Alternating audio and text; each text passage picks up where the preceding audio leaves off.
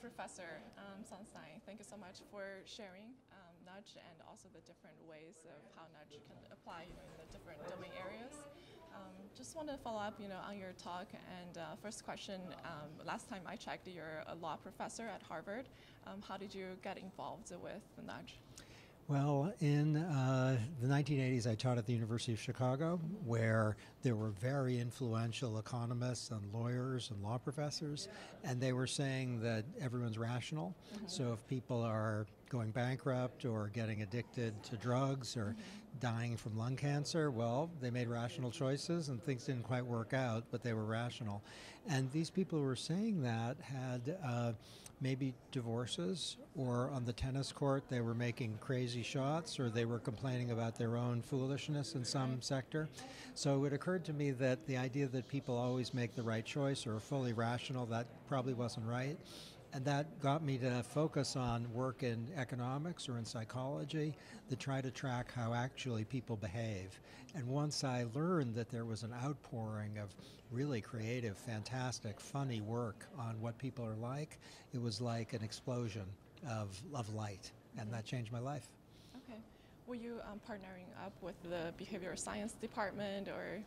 I had two great colleagues. So Richard Thaler, who was my co-author on Nudge and just won the Nobel Prize in 2017, he became a great friend. He went to the University of Chicago as a professor while I was there, and we became buddies and kind of intellectual partners, and occasionally tennis partners, though he hit overtly exuberant forehands, which is consistent with his theory that people don't always make the right choices. Right. And the other was Daniel Kahneman, who also won a Nobel Prize, who was a psychologist, and I wrote a bunch of papers with him, so I got really lucky in my co-authors. Okay, wow, that's lucky. My next question is, how could you describe the circumstance of how the name came to your mind? Or? Yes, so we thought, Thaler and I, when we were first working on this, that there's something that people aren't getting about some policy initiatives that might be super helpful, but not prohibit anyone from doing anything. So we came up with a name, which was libertarian paternalism. And I think if we'd called our book, or if we'd marketed an idea called libertarian paternalism, it would have not been a great success, too many syllables. But the idea was libertarian, preserve freedom of choice, but paternalistic, meaning steer people in good directions. Like a GPS device is libertarian paternalism, and your credit card bill might be that too. It might say, if you don't pay right now, you're going to pay a late fee, and here's what it's going to look like. Libertarian paternalism. And as we were turning that idea into a book, someone, actually not us, came up with the word nudge. And while that person actually ended up not asking if they could publish the book, it was a publisher, they didn't want to do the book, they gave us a word. Now we got probably 2,000 words from various people, but that one stuck in our mind. We thought that's a good way of saying libertarian paternalism. Okay. Yeah, it's definitely catchy. I can remember that. Simpler. Yeah, definitely. And the elephant logo, I definitely love it. Well, the elephants, we were struggling to come up with a cover, and we found an elephant nudging another elephant. And because elephants are kind of irresistible, and because the picture of the elephant nudging the other elephant, if you look at it right, the elephants that are being nudged, it has freedom of choice. It can say, I'm going to go my way, which is probably in a free society what you usually want. But given the fact that we have, 40,000 people died on highways in 2016, and over 400,000 from smoking, and from opioids, I think 40,000 or more in 2016, to give people a bit of a nudge might save their lives. Wow, yeah. So you shared a little bit about environmental impact and policy making. The urinal example, which is very interesting.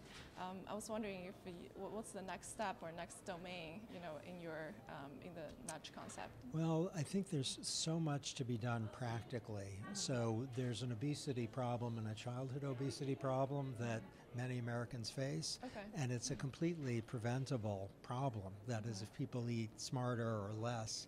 And there are things you can do on your own, just keep the refrigerator a little empty or having it carrots rather than brownies. And there are things that doctors can do that can help, and there are things the private sector can do, like some companies are trying to market healthier, less sugary, less caloric foods. They don't want to go out of business, but they're trying to do their business in a way that's a little healthier. So I think on the obesity issue, there's a ton to be done.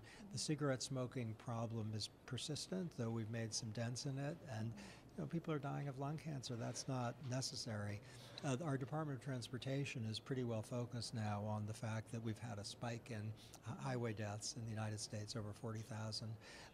That spike is I think a national disgrace is probably a little too strong or accusatory, but it's a national tragedy. It's probably right. Let's get that 40,000 down.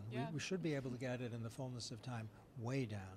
So those are the practical areas I'd single out. Okay. So these are the research you're doing on the side other than your teaching career at Harvard, or you're teaching sort of the same subjects together? Yes, so a lot of my life is, trying to be helpful with these amazing students I'm privileged to work with. But I also spend a significant amount of my time working with governments in the U.S. and abroad on approaches that might be helpful. And, in the United States, in our national government, in some of our state governments, people are doing amazing things. I was recently in the state of Washington, where they are really trying to tackle some of the hardest challenges and having some success there. And in Europe, there are governments in Ireland, the United Kingdom, Denmark, and Germany with whom I work. And if you get to help public officials, I was a public official myself for 4 years. That's a tremendous honor. And I do spend a lot of my time working on those academic articles in the journals that hardly anyone reads with all the footnotes. And I confess I love that. And if it works well, the fact that hardly anyone reads it and has all the footnotes isn't that terrible, because it will provide, some information which can eventually get into the bloodstream of the system. Right. I would want to take one of your class. Thank you for that. All right, thank you so much. Thank you. Great pleasure. Yeah.